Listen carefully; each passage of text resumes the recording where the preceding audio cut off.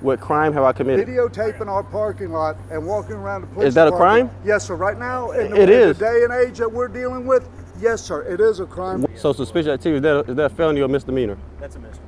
So he said it was a misdemeanor. So now we have a conflict on which one it We is. don't have a conflict at all. We have a conflict with Hold on, you're acting, whoa, sir. whoa, Taping whoa, our parking lot in today's whoa, day and age, whoa, Lieutenant Holcomb. whoa, Holcombe. Let me have an ID. This is the intimidation factor right here. Let me have an ID, please. What crime have I committed? What crime have I committed? An ID. What crime have I committed? An ID. You're gonna be failure to listen to a law enforcement officer ask you for an ID. Hey everybody, it's James Freeman, and today's video is coming to us from Trey Citizen on YouTube and was recorded at the Greer Police Department in South Carolina 7 years ago. I know it's nowhere near new, but the police department in the city still to this day stand behind the actions of their officers, so I felt it completely necessary to bring it back up. On this day, Trey Citizen was conducting what people call a First Amendment audit, which from the best of my understanding means that you record in public for absolutely no reason at all to see if the police will respect your right to record in public, which is supposed to be protected by the First Amendment. While many people find the practice to be childish and annoying, I personally find it childish and annoying that individual liberty in the US has been stripped at an all-time high rate in the name of safety following events such as 9/11.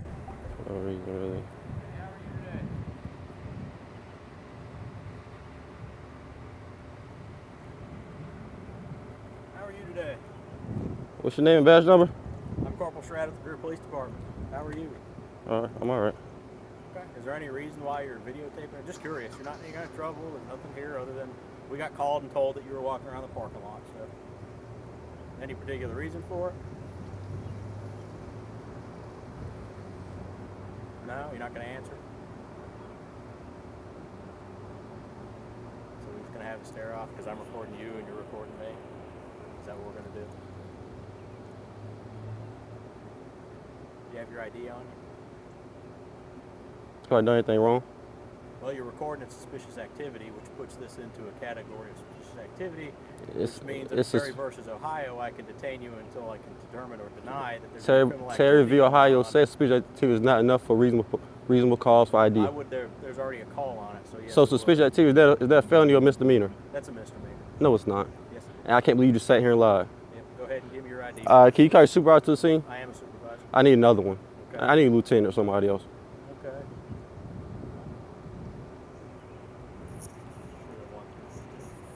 Requesting a supervisor. Above me?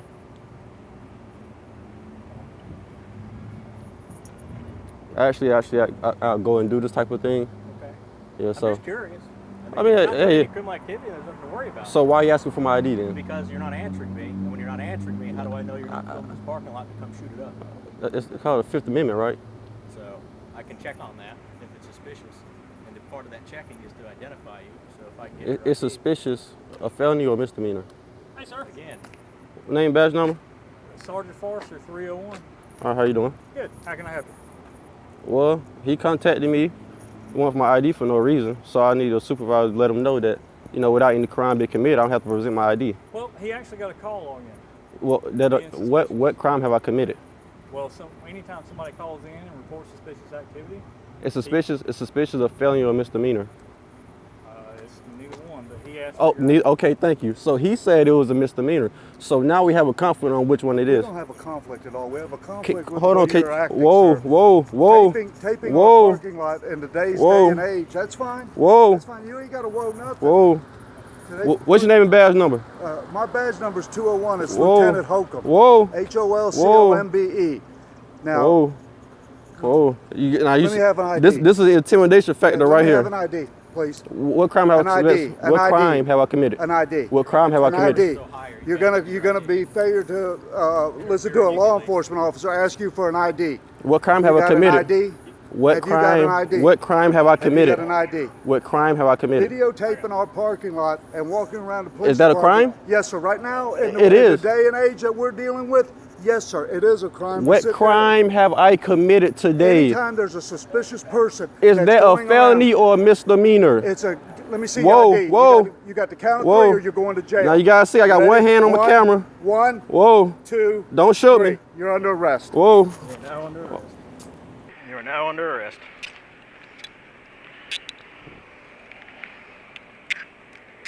Sir, you got your ID on you? Sir, you got your ID on you? I like to insert my secret name and not speak to anybody so I get a motor present. Asking Guess for what? ID That's is not That's right. actually not the That's Sixth a Amendment. right to stay in jail. That's a right to stay in jail because if we don't have an ID and name and everything, then you stay in jail until we figure out who you are. So you can tell us who you are, or you can stay in jail. What until we crime figure have it out. Huh? Interfering with the police. What crime have I committed? Interfering I with the wasn't police. interfering. Yes, you were. You guys came and approached me. Yes, sir. And I asked you for an ID. And what crime have I committed? Interfering with the police. What crime? Interfering with the police. What crime? For you suspended for Listen to me. Listen to me, I don't because I gotta know listen to you're you. not deaf. I don't gotta listen to you. Interfering with No, the I was police. not. Yes, you No, I were. was not. Yes, you were. No, I wasn't. And you know I wasn't. Don't worry about it. I'm not worried about it. I do this all the time. That's I fine. done been in South Carolina, North Carolina, and Georgia doing this. Well, guess what? You're going to see the inside of the South Carolina jail. You know my property's supposed to stay with me. Go ahead, have a You know seat. my property's supposed to stay with me. You Go know ahead, that, get right? in the car. All right. So you got on body camera. Lieutenant Holcomb does not want to ahead, bring my have a property with me. Oh, now he wants to bring it. There you go. Now you know Like he's I recording. heard you say something.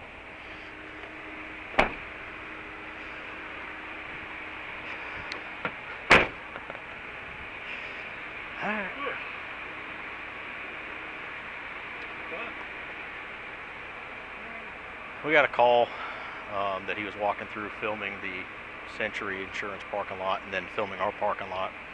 I guess he filmed Hemrick when he drove by, so I got out, I started talking to him. I just wouldn't answer me at all. Just, what's your name, badge number? So, and I said, you're not doing anything wrong at this point if you're just filming, but, you know, we got a call on you, it's suspicious activity. This is what's your reason for doing it. He wouldn't answer me. What crime have I committed? Because I said, okay, well now, I told him, I said, under Terry versus Ohio, now you're being suspicious, so I can detain you and I need to see your ID. What crime have I committed? He doesn't have any ID on him. No wallet, no nothing. So It's probably going to be that guy from Fowler Brothers that Brent got out with that night. I'll look it up on the intel site and see. That's probably what it's going to be. He brought up Terry from the Ohio. no, I'm the one that brought it up. Yeah. You know, why I was at that point. We moved from friendly conversation. He probably doesn't have it. We probably normally wouldn't worry about it. Well, People being attacked and stuff outside of the damn thing. yeah. I'm sorry. And then you're doing a private facility as well. That's right. We got Church. daycare right We there. got a church. We got a daycare. We got all that. He's doing. All right. Okay.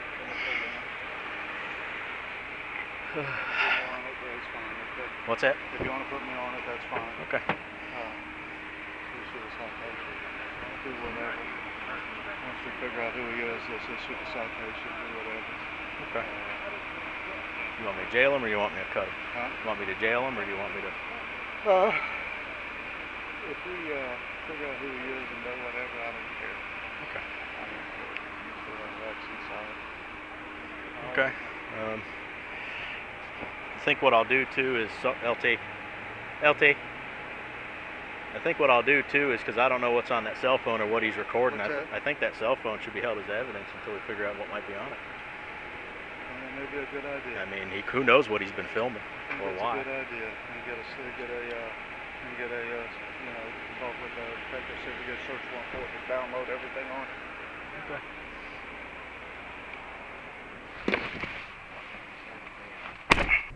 When you're acting suspicious under Terry versus Ohio, if there's a reasonable suspicion that a crime has been or might be committed, you can be detained and placed in investigative detention. This officer is absolutely right, but as he just articulated, it has to be reasonable suspicion that a crime has been committed, is being committed, or is about to be committed. In other words, I can see that you have chocolate on your face, and therefore I am suspicious that you just ate chocolate cake. Well, eating chocolate cake is not illegal, so even though I'm suspicious that you did, I don't have reason for a Terry stop. So the police were suspicious that this man was recording, but recording isn't illegal. As a matter of fact, it's constitutionally protected activity. Therefore, they can be suspicious of his recording just like they can be suspicious of you eating chocolate cake. But since neither of those things is a crime and they have no suspicion of a crime, they have no lawful right to detain. As a matter of fact, police have no lawful duty to do anything in this situation except leave the man alone.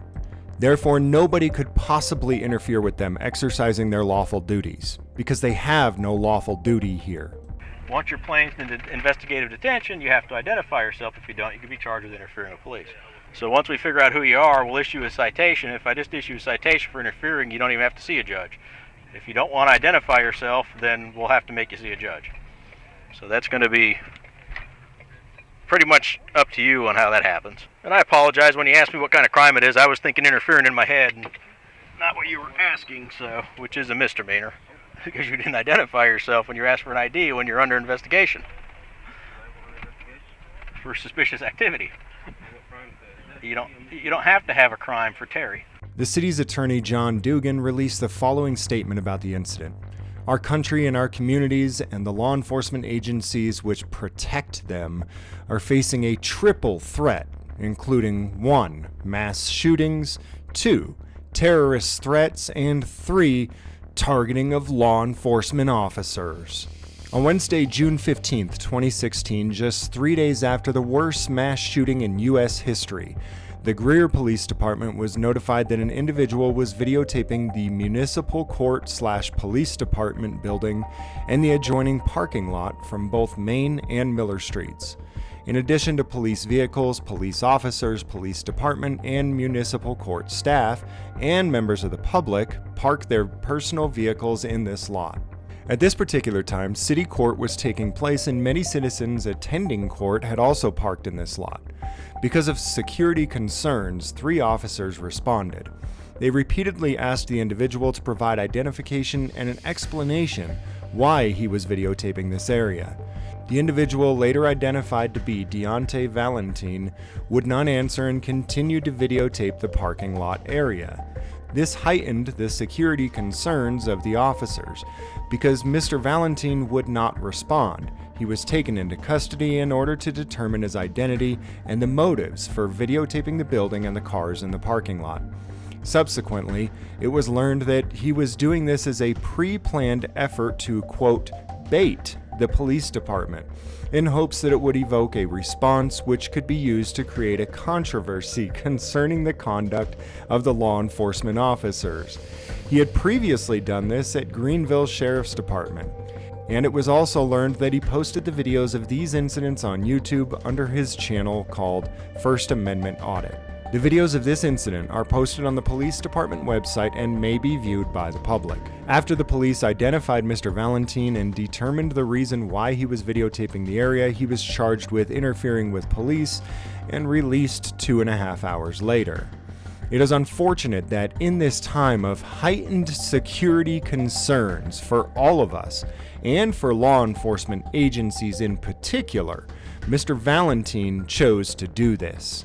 It is also regrettable that he chose not to provide his name or address or reveal the reasons for his behavior. He could have chosen to provide his name and address and the reason for his actions when questioned by officers. He also could have notified the department before he started videotaping the area and the reason therefore. Had he chosen to do either, this incident could have been avoided. The Greer Police Department is constantly training to prepare for all kinds of security incidents.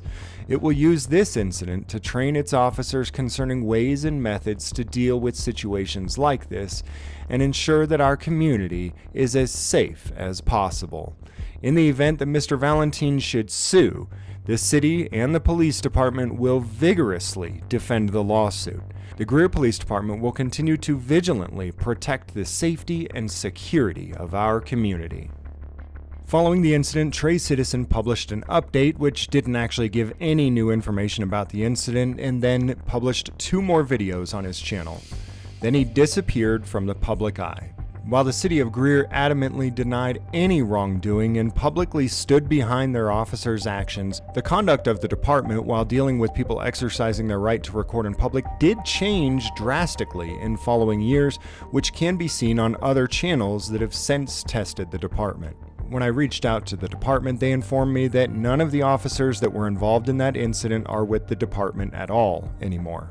But the internet is forever, and so the unfortunate mark that they left on the department and on the city is also forever. Let me have an ID. This is the intimidation factor right here. Let me have an ID, please. What crime have I committed? What crime have I committed? An ID. What crime have I committed? An ID. You're gonna be failure to listen to a law enforcement officer ask you for an ID.